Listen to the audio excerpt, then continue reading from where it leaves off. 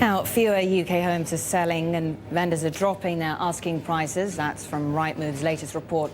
Britain's biggest property website says average asking prices in England and Wales fell more than 3% in the last month. That's the biggest monthly drop since 2007.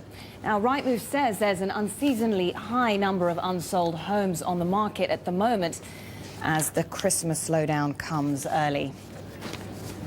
Well, Rightmove's commercial director, Shipside, is with us now to really take us through some of the factors at play here. So, as we heard there, the average asking price fell, over 2% from October, biggest monthly drop in 3 years. Why?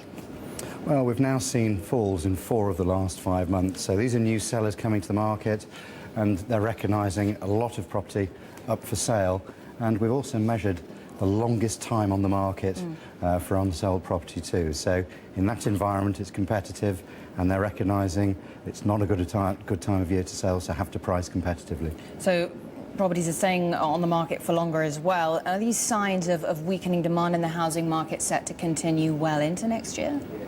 Well, we're seeing mortgage approvals, the number of mortgage approvals per month, being really muted. The number of properties coming to market are actually outnumbering those mortgage approvals by 2 to 1. So we can see not a lot of mortgage availability and more property coming to market. So therefore, you do have that imbalance which drives down prices.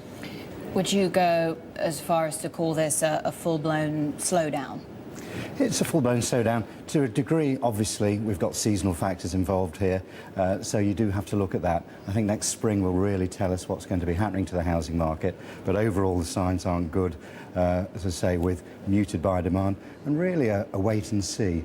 Number of sellers coming to market, dropping off. You might expect that this time of year, but they're not looking at good conditions, and those buyers perhaps hanging back for some winter bargains as well. Good time of year to buy. Worth pointing out that London property prices, you say it's a good time to buy, but London property prices are very much insulated from the downward pressures affecting house prices elsewhere in the country. It's a different story here in the capital, right? It is. Nationally, we're seeing average asking prices heading for zero, but in the capital still running at an annual rate of 3.5%, dropped off slightly at 0.4% last month, but underpinned by foreign demand and obviously a shortage of property supply overall in the capital.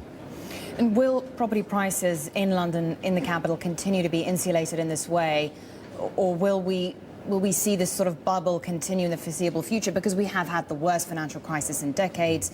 Property prices here still sky high. Will there come a point when this bubble does finally burst? I think it very much depends on foreign demand. Yeah. And obviously, whilst the currency remains competitive, and obviously a lot of foreign purchasers don't require mortgages, and therefore that does underpin that demand. But there are obviously a lot of, shall we say, more ordinary buyers in the London market, and they're obviously affected by economic slowdown as well.